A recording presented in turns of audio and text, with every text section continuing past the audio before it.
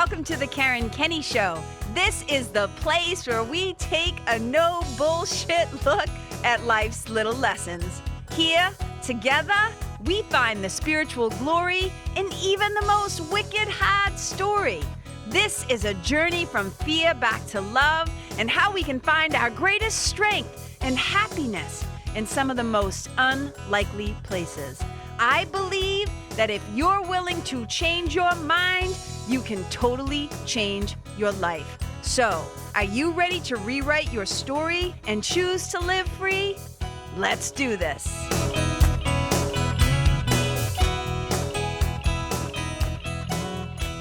Hey, you guys, welcome to the Karen Kenney Show. I am super duper happy to be here today. I figure any day where I am above ground, my heart's still beating and I'm still breathing is a good one. It's a good day to have some gratitude and to celebrate. So thank you so much for being here with me. I always say, if you can hear the sound of my voice right now, I appreciate you taking the time to tune in and to spend a little time together with me. It's so sweet of you. So I hope your holiday season, whatever you happen to celebrate, has been going well. And that, that you're in good health and that you're happy and that you're thriving. And just sending you guys lots of love out there who are listening. So let's dive in. So today's episode, I think I'm going to call this sucker From the Scar, SCAR, Scar, not the wound, from the scar, not the wound. And it comes to you courtesy of a couple of things that are going on in my life, but it was brought back up to my attention because of a conversation that I was having with a friend of mine. So if you listen to the episode with the Luscious Hustle girls, Laura and Betsy Milne, I think it was Betsy that actually said this to me. And she said to me, one of the first times I ever heard you speak, I heard you say, this is her quoting me to me, right, during our interview. So I interviewed them for my podcast, and then they had interviewed me to be on their podcast for the third time, which is very exciting. It's wicked fun. And that episode's coming out in January, the Luscious Hustle podcast. But anyway, so Betsy said to me, the first time I ever heard you speak, KK, you said something that has always stayed with me. And I was like, "Ooh, really? What did I say?" Because a lot of times, you guys, when I'm talking or coaching or teaching or speaking, and if somebody asks me to like repeat something, I'm always like, I don't know, man. Like I was just in the flow. I was like channeling, it's like something smarter than me took over my mouth. But I did remember when she said this, I actually didn't remember saying it exactly this way, but I know exactly what she was talking about. And she said that I said that I teach from the scar, not from the wound. So I wanna talk about what I meant when I said that, and how it might be helpful for you in your life, whether it's in your life, your spiritual, right, in your spiritual transformation work, in your personal transformation work. Or maybe if you are somebody who loves words, or somebody who tells stories or uses your voice or posts on social media. If you fall into any of these categories, today's episode just might be helpful to you. And so here's where I was coming from when I said that. And I'll give you a couple of different what's the word I'm looking for? Examples, I guess, is the word I'm going to say. So when I say that I teach from the scar, not from the wound, I like to start with an image. Now, so imagine if you were somebody who was, this sounds awful, but just run with me here. Somebody who was on fire. A person who is on fire, what can they actually tell me about that experience? Or what could they tell me that is actually helpful in that moment? Because when you are on fire, you don't really have any words of wisdom at that point to share.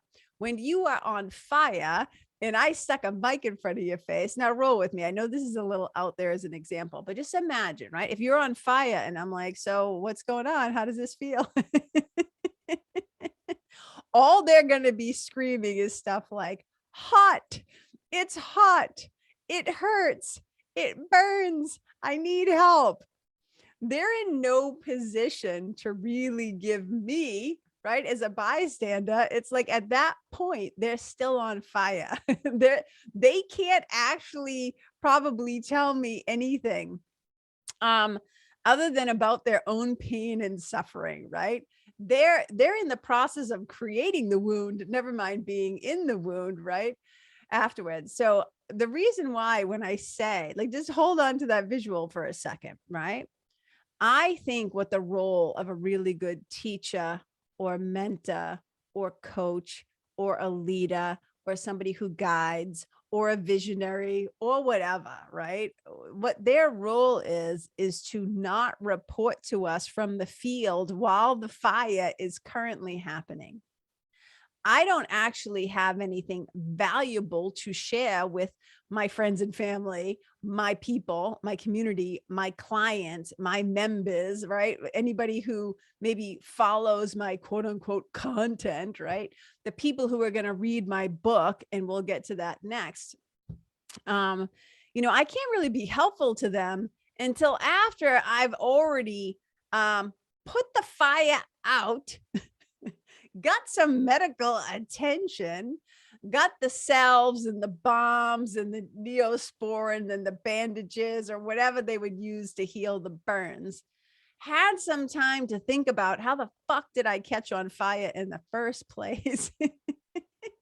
And then maybe considered what I don't want to do next time. Maybe don't get too close to that flame, right? Or that person with the lighter who hates me and set me on fire, or whatever the story was. And then had some time to contemplate, well, what did I learn from this? And being able to take some of that wisdom and moving it from being in my head down into my heart, and then having something maybe perhaps intelligent to say about it, that will then maybe perhaps be valuable or helpful or enlightening or educating or inspiring, fill in the blank, to other human beings, right? I can't do it from the wound. It is best done from the scar when it is already healed. Now, I know that analogy, well, people think of scars as being like, hard or dense or tissue that is like, immovable or not so great. But I'm actually a person, sometimes people will have scars and they want to hide them. They're embarrassed by them. But I'm actually fascinated by scars, and I love scars in my own way. Not the awful ways that sometimes people get them, but scars themselves I find fascinating because I think that they tell a story in their own way. They are physical reminders of events and situations and things that have happened. They remind us of our frailty as human beings. For our bodies, right? Our bodies, not necessarily who we are as extensions of the divine, but they remind us of our vulnerability and our ability to, suffer some physical things. But they also are incredible reminders of the body, AKA also the mind's capacity to heal. So I have a different take on scars than maybe some other people who, want to get them fixed, want to get them removed. Some of my favorite actors are people who had scars that I think made their faces so unique, and is what gave them character. It's what gave them presence. It was just another layer, actually, to their beauty. And I remember in college, I had a friend, Joan, who was scarred over, I don't want to misrepresent because I don't remember the exact number, but I would say easily, right? At least her face and her hands, because I never saw, the rest of her body. But so at least maybe 50% or something like that of her body. She had incredible scarring. And I think my memory serves me correctly, it was from a fire or something like that. So her face was all scarred, you can imagine, right? And her hands as well. And the thing about Joan that I loved about Joan is I think that when somebody goes through something like that, when I said that scars give people's faces character, I think it also gave her incredibly deep a depth of character. And she was somebody that I automatically liked and trusted because I knew she was a person who had been through some things. And the other thing about Joan, I talk about her in the book, actually, in my memoir that I'm writing. And she was somebody who gave it to you straight. She was very direct. I think you also learn when something tragic like that happens that you don't have a lot of fucking time to screw around. You know, you become aware that bad things happen and that, life is not guaranteed. And um, she was also very impeccable. She was impeccable in the way that she dressed and the way that she held herself. And she was a blast and I loved her. But whenever I can't talk about scars without thinking about Joan, and with deep affection and love for her, my old friend. So when I talk about this concept of we want to teach from the scar, not the wound, because what I see a lot of times is people putting themselves out there, whether it's online, on social media, in coaching, or in storytelling, where the wound is still too fresh and they haven't gotten to the wisdom part yet. They're still stuck in the wound. And so their words, their energy, their vibe, their storytelling actually reflects that they're still in the wound and that they haven't had enough time yet to heal. So imagine that, so take that analogy or that story of this person that's on fire. And I'm like, so, hey, how you doing? What's going on? And they're just screaming, fire, fire, hot, hot. And they're wailing and screaming, right? I bet double amen hands if you can relate where you've seen some sort of a post like that. Not that somebody was actually on fire, but something was happening in their life. And it was like, oh my God, right? Their posts. And I often will say, oh, too soon. This is always me. I always go, oh, too soon, too soon, too soon, right? And I'm not saying that people shouldn't be vulnerable, that people shouldn't share with people, but we're not actually, and I'm not saying that every post should be about educating somebody else or helping somebody else. Sometimes people just share shit to connect. But I'm always much more interested in when people have, had the experience come through the other side. I always say, like, I don't want to start, helping people until I'm already in the triage tent, healed. I always say with the shiny, when people run a marathon, people run, and I've been to I used to work with some of my clientele used to be professional triathletes. Okay. So I've been to a lot of triathlon races, hardcore Ironman ones. I've even been to the Ironman, the world Ironman championship in Kona, Hawaii, to support one of my friends, Sean Snow. And so I've seen some of the most top elite athletes in the world, like, do their thing. Right. So, I always think about, like, at the end of the race, there's like a triage tent, right? A medical tent. And they usually have like those shiny silver, quote unquote, blankets that they put over people to get their body temperature right, to keep them warm. Right. I'm always like, I'm no good. If I'm crawling across the finish line and I'm like puking and shitting myself and like bleeding and like, it's like, you're not helpful to anybody yet. It's like, once you've been able to, get the IV drip, get yourself balanced, get the wound healed, then you can start going to help other people. I always say, I'm not helpful until I'm healed enough to start taking buckets of water back to put out the fires of other people. But so often we're in a rush to share. We're in a rush to get our story out there. We're in a rush to get sympathy or attention, or even sometimes, I think, in a positive way, in a desire to connect and say, hey, me too. Sometimes people will try to share, but oftentimes they're still in the wound. I always say, they're still like oozing and bleeding, right? And it's like, oh, we need to bandage that before we open our mouths, right? Before we say anything. And I've seen it also like in writers. And so, I am a gateless, I'm a certified gateless writing instructor and teacher and facilitator of the gateless methodology. And I have been since, how long has it been? Like 8 years, man. It's been, I think it's been 8 years. And so I used to run writing salons and do all these things. And I do writing workshops and sometimes yoga and writing workshops. I've taught this. I've been doing yoga and writing workshops since like 2004, way before I ever became a certified gateless teacher, but I was always teaching, right? This process of it's not necessarily teaching people how to write, but creating safe containers for people to write, which is very exciting. And maybe I'll do it again once my book is done. But right now, I'm trying to focus on getting my own shit done. But so one of the things, though, I would often encourage people when I was doing writing workshops back in the day, is I would say to them, you know, we want to write. How do I say this? We sometimes feel compelled to tell certain stories, right? We have these stories that are burning inside of us that we really feel like we want to tell. But we can often tell on the page whether or not the writer or the author was actually ready to tell that story.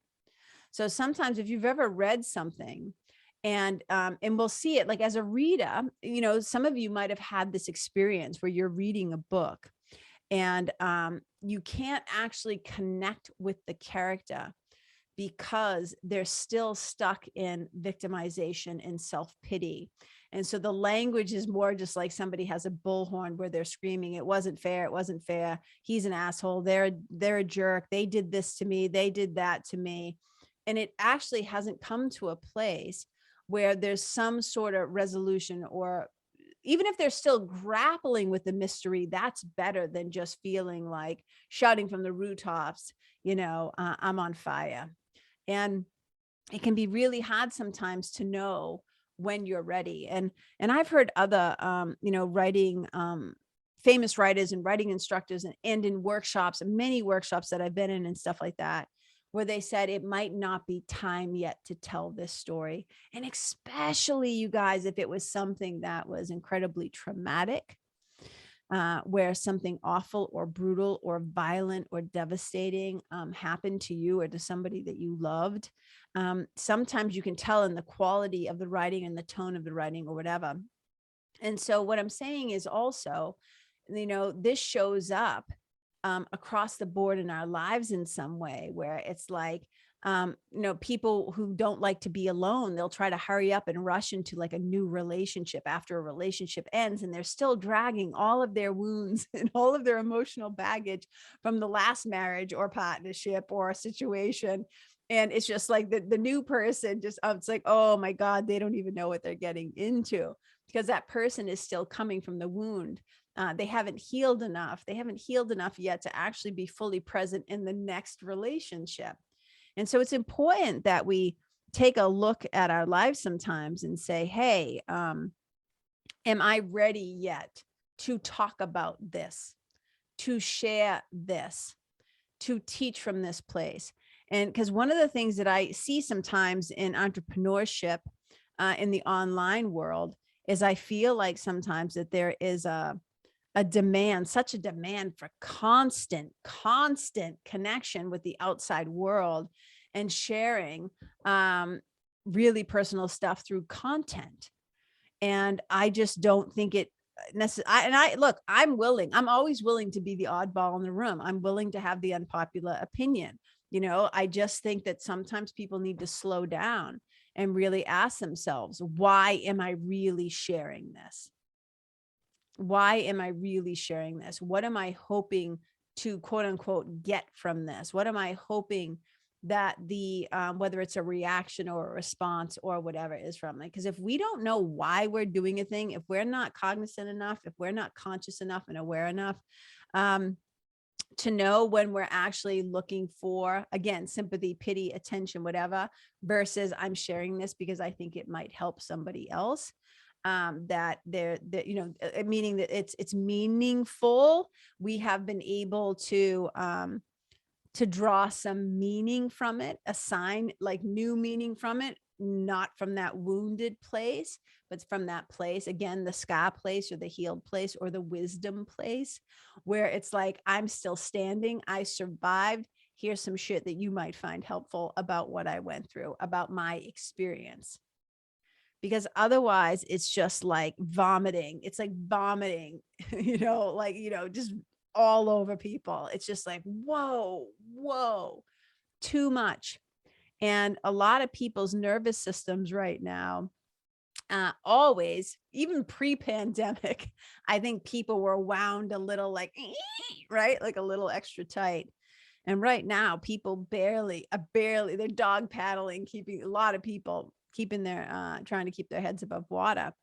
And so we want to be responsible. We really want to be responsible for what we're putting out into the world, what we're sharing and when and why, and also how.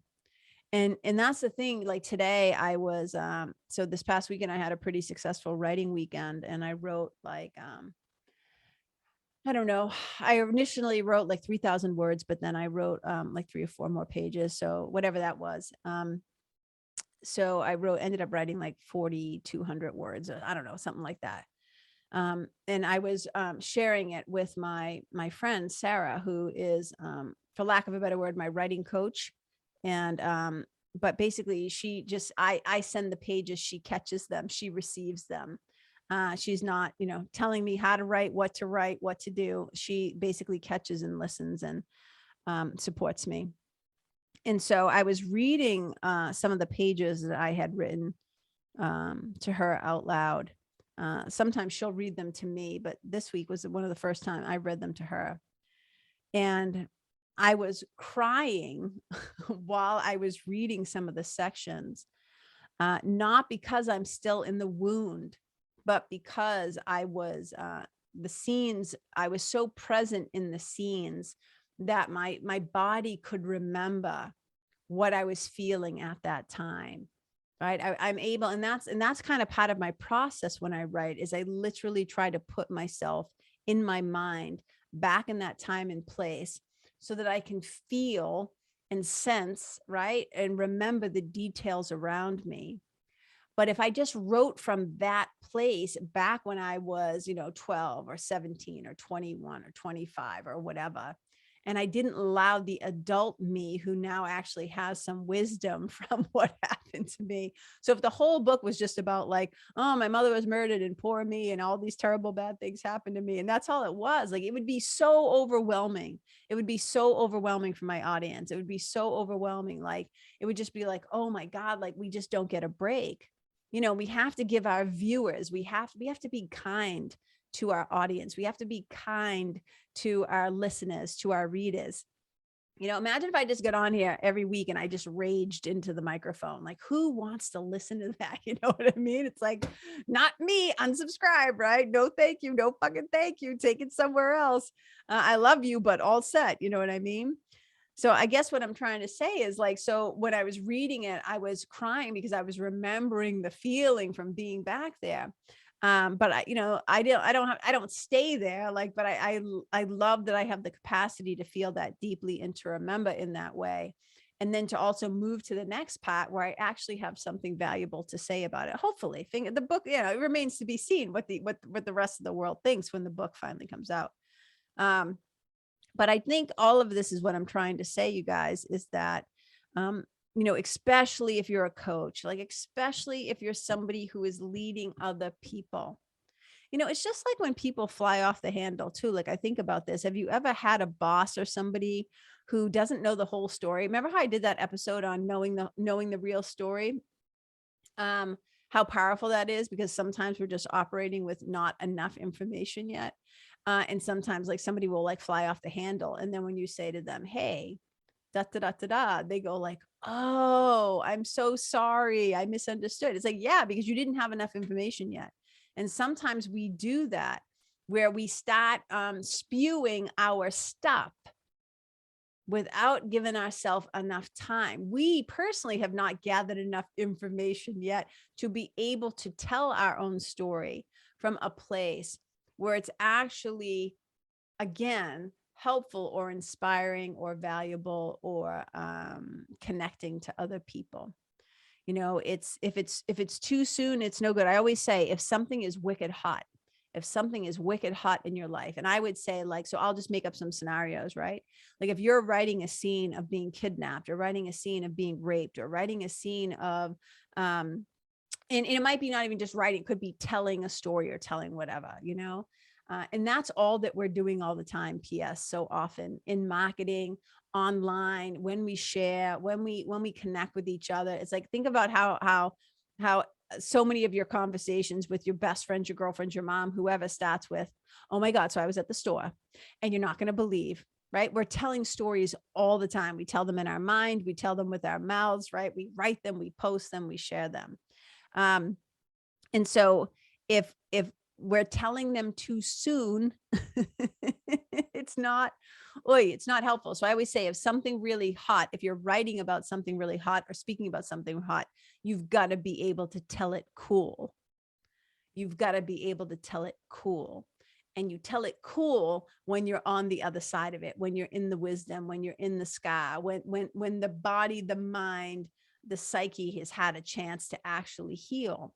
And I just want to also say this, and I might do a whole podcast episode about this, is that don't feel pressured by anybody to tell your story sooner than you are ready to tell it. I think that there's a real push right now for people to, and however this next phrase lands with you, I don't know, but this is how it feels, like whoring out your trauma. You do not have to share everything that happens to you with the great general public. It's none of their business. And in fact, I would say a lot of things are actually not hiding out of shame or because they're taboo or you're bad. I'm not talking about that. But not everything is meant for public consumption. There are some things that are meant to be private. There are some things that are meant for you to hold in reverence or sacredness, and that you don't want to just share with everybody who happens to be a quote unquote friend on Facebook or a follower, right? You know what I'm saying? So just know that your stories are yours. And whether or not you decide to share them, like as me, I'm a storyteller. This is what I do. I love to take things from my life and talk about them.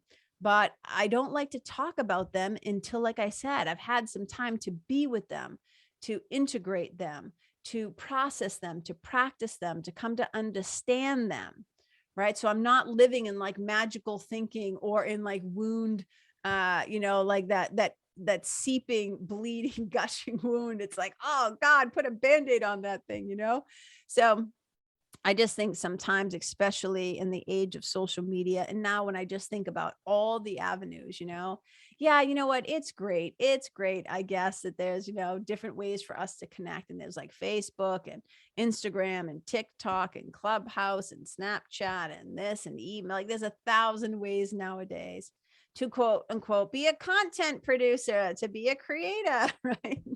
And I'm all for creativity. I am all for creating.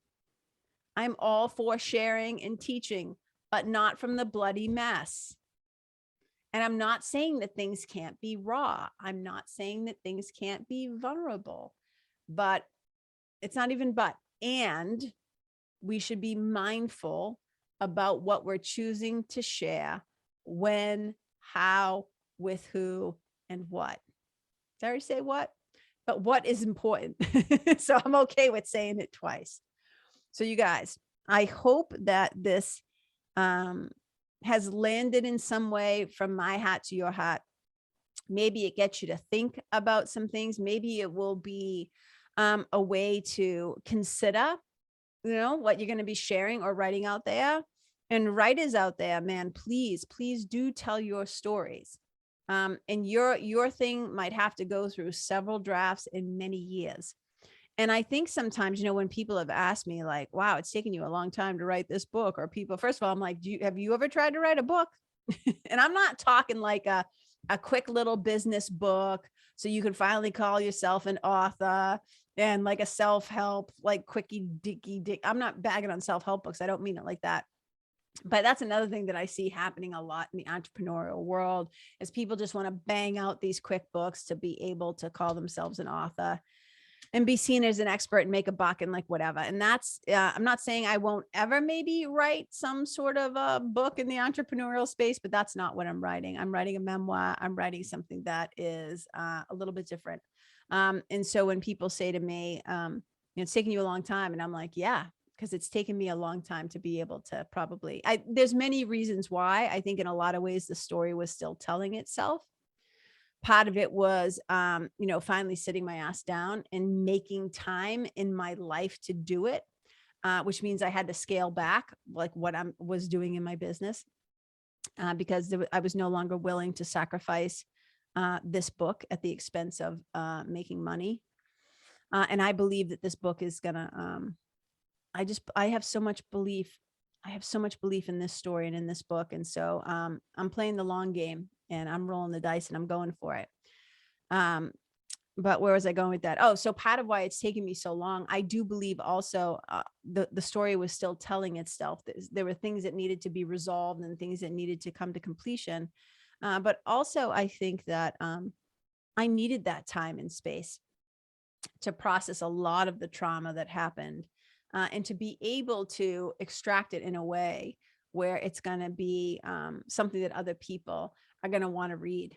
Like I said, not coming from the wound, but coming now from the place of the wisdom, where I've taken it from the personal, and hopefully if I do my job as a writer, it will feel like a universal story where people can read it and recognize themselves and connect with it. And that is my greatest hope. It is always my greatest hope with what I'm doing as a writer and a speaker and a storyteller, is, as Tolstoy said, to transfer feeling from one heart to another, for other people to recognize themselves and to feel seen and heard and valued, and to know that their stories matter too.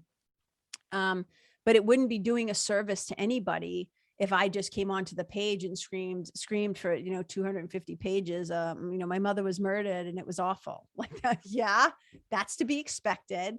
Now what? And right, like, and right. So there's a lot more to it. So you guys, my hope always with these episodes, with the show, is to be helpful. I always say, to educate, to elevate, to enlighten, to entertain, hopefully in some way, to create a sense of relationship and connection with you. And if you're a loyal listener, man, just thank you so much. If you're somebody who shares this podcast with other people, I just appreciate you so much. If you'd be willing to leave a review, if you haven't already, a rating on Apple Podcasts, that would be amazing. If you just want to share it with somebody, that'd be amazing. And always, I love hearing from you guys. So, you can shoot me a DM or whatever. Let me know, little message. If something that I shared in the podcast if it landed for you, and if you had a favorite takeaway or something like that. And then also, I'd be remiss if I didn't add that, all of these things that I talk about on this show is like an extension of the work that I do as a spiritual mentor. And, I guess the kind of the things that we discuss and talk about in my spiritual community and membership, the Nest. And I always say, I don't always say, but I think it, and now I'm actually saying it out loud. If you're somebody who listens to this show and feels like you get value and benefit from it, I'm like, why aren't you in the Nest? Come on over, join that sucker. I'm going to be opening the doors in January. Just a super duper fast, like 48-hour doors open and close. And there's a reason why I do that. I've often thought about doing ongoing open enrollment, but it's just too much. I'm a one-person show, right? I also have my beautiful, my tech girl. She's a woman. I always say girl, Meg, who's amazing. But really that's it. It's me.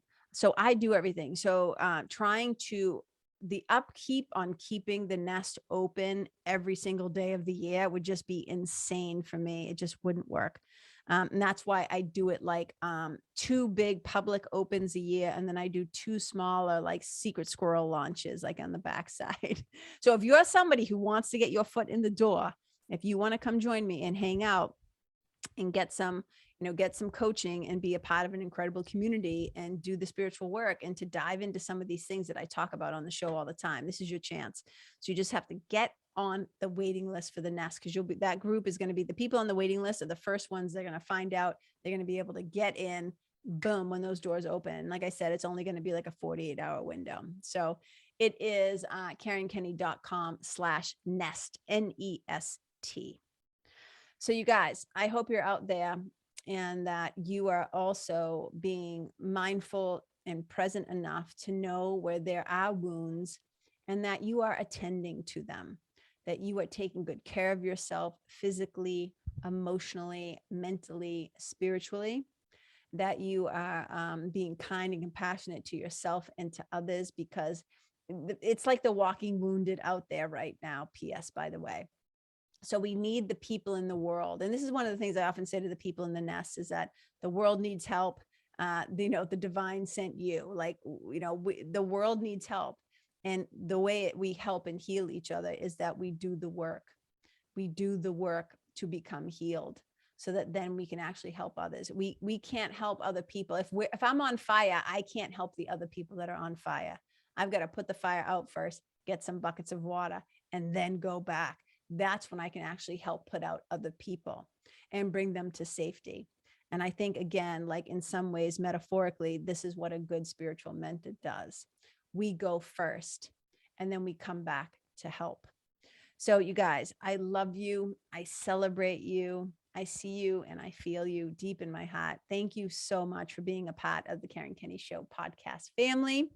And I hope you have amazing holidays. Remember, wherever you go, leave the people, leave the place, leave the animals, leave the environment better than how you found it. Wherever you go, may you be a blessing. Bye. Hey, you guys, thank you so much for tuning in to this episode of the Karen Kenney Show. I super duper appreciate your time, friendship, and support. And look, if something that I shared from my heart today somehow landed in yours, I'd love to hear about it. So please tag me on Facebook or Instagram or IG stories or wherever the cool kids are hanging out these days, and let me know what your favorite part was or what you found most helpful. You can find me over at Karen Kenney Live. That's Karen, KenneYlive. And if you're digging what I'm saying and you want to hear more, I'd be wicked grateful if you could go to iTunes and subscribe and leave a review, because you guys, that's how you'll help me to keep spreading the love. And if you can think of someone that could benefit from hearing this episode, please share it with them.